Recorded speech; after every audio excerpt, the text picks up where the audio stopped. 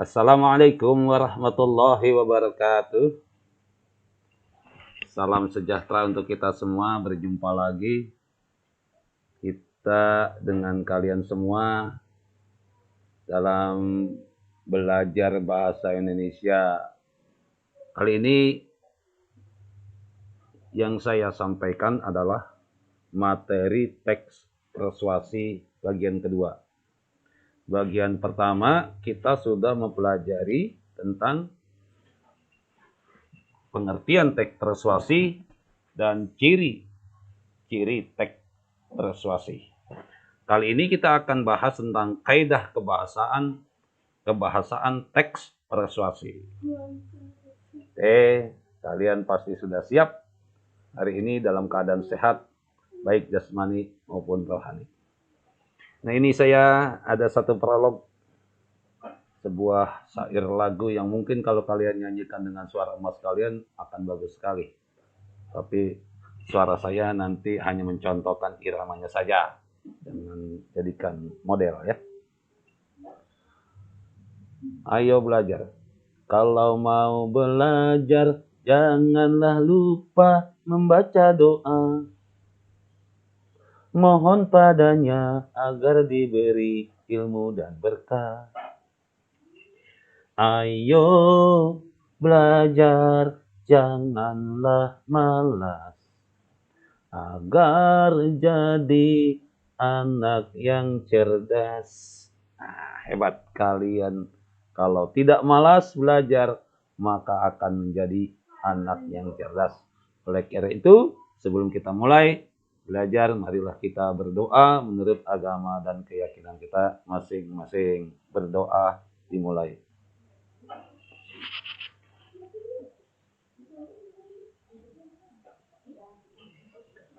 Rabbi zidni ilma warzuqni fahma. Amin ya rabbal alamin. Nah, ciri kebahasaan, kaidah kebahasaan teks persuasi. Kaidah kebahasaan itu kan aturan yang ada atau ciri khas bahasa yang ada dalam teks. Kalau teks persuasi itu kaidah kebahasaan yang menjadi ciri. Yang pertama, terdapat kata atau kalimat yang menjadi ciri khas teks. Ayo, pasti ingat kalian kan?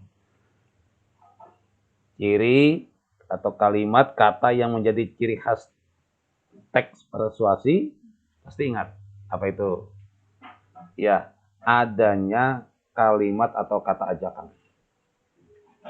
Kalimat atau kata ajakan ini menjadi ciri khas teks persuasi. Apa itu kalimatnya? Ayo, mari, seharusnya, jangan.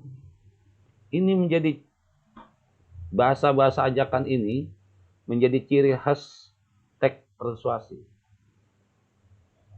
Ayo belajar, janganlah malas. Nah, itu kan kalimat ajakan. Mari membuang sampah pada tempatnya.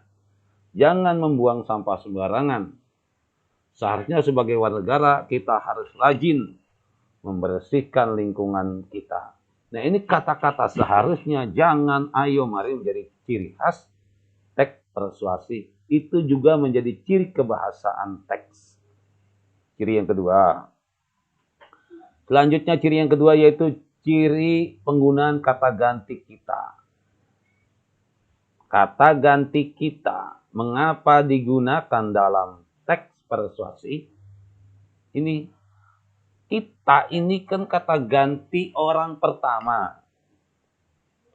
Ada dua loh kata ganti orang pertama. Ada kita, ada kami. Itu yang jamak ya. Kita, kami. Kami kalau digunakan, kalau kata kami ini kalian yang diajak bicara tidak masuk di dalamnya. Satu contoh begini. Kami sebagai Dewan Guru, kalian masuk nggak dalam kata kami? Tidak. Kalau kita sebagai bangsa Indonesia, maka kalian masuk. Kita berarti kamu yang diajak bicara itu masuk di dalamnya. Nah, penggunaan kata kita ini untuk menghilangkan gap, untuk menghilangkan jarak bahwa apa yang diperintahkan, apa yang dianjurkan, apa yang diajak dalam teks itu bukan hanya berlaku kepada pembaca, tetapi penulis juga bersama-sama diberlakukan atau melakukan hal tersebut.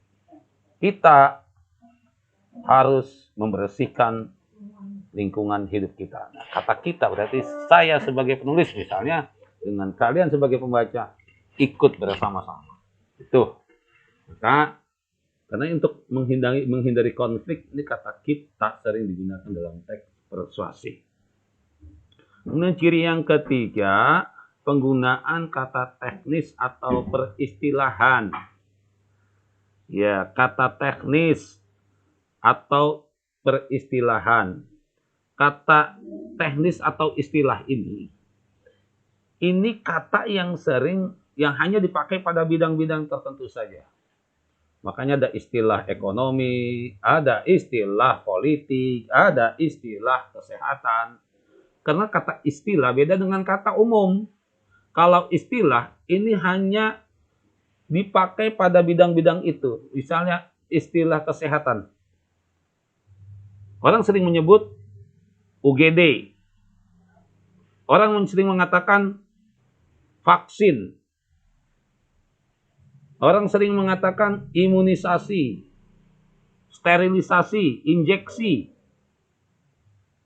Kemudian obat generik. Ini kata-kata ini hanya sering dipakai pada bidang kesehatan, tidak digunakan dalam bidang ekonomi, tidak digunakan dalam bidang politik, atau hampir tidak dipakai dalam bidang ekonomi. Tapi kalau istilah profit, istilah indeks harga, istilah komoditas, nah ini hanya dipakai pada bidang ekonomi, tidak dipakai pada bidang kesehatan. Itulah istilah. Jadi istilah ini kata yang biasanya juga berasal dari bahasa-bahasa asing, yang memiliki ruang lingkup pengertian tertentu, yang bebas konteks, tidak terkena konotasi negatif dan konotasi positif. Ini istilah. Selanjutnya adalah kata sambung argumentatif. Kata sambung argumentatif atau kata hubung atau kata hubung, kata sambung. Ini argumentatif ini artinya kata yang sering digunakan untuk menyampaikan pendapat dengan data yang akurat.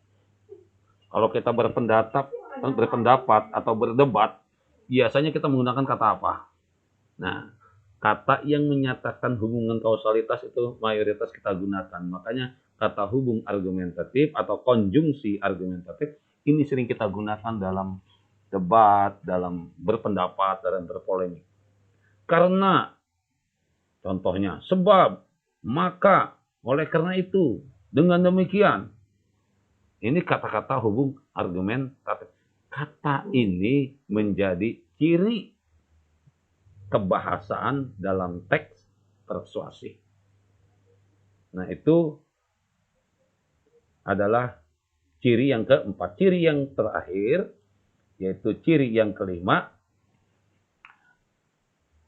adalah penggunaan kata rujukan atau prase rujukan, yaitu kata yang merujuk pada hal-hal tertentu. Jadi kata rujukan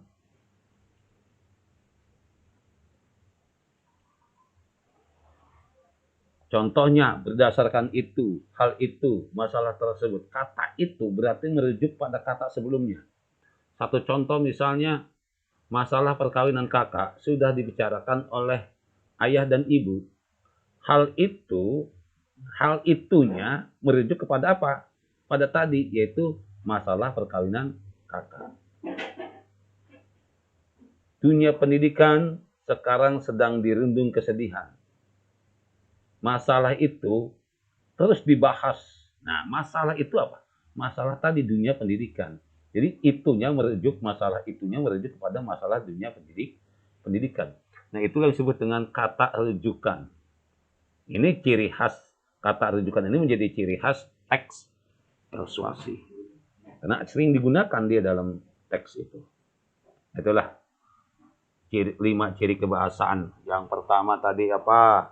Iya, yang pertama adalah banyak menggunakan bahasa yang menjadi ciri khas teks, yaitu kalimat-kalimat ajakan. Yang kedua, penggunaan kata ganti kita. Yang ketiga, yaitu penggunaan istilah atau kata-kata teknis.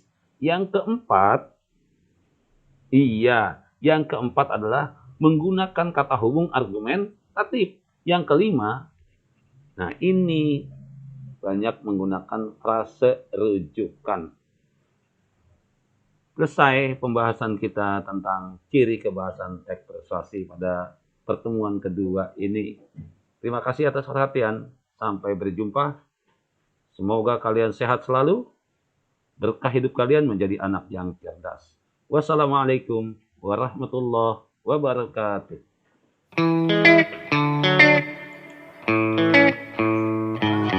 Soal pilihan ganda.